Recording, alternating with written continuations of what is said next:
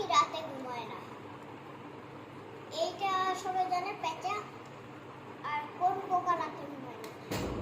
ওইটা হচ্ছে পিঁপড়া।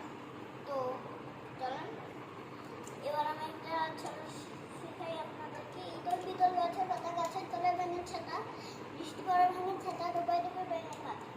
এটাই হচ্ছে ছাড়া। আরেকটা হলো আদা গাছের তোতা পাখি, ডালিম গাছে মৌ, এত ডাকে তবু কথা কোনো বেরোবো।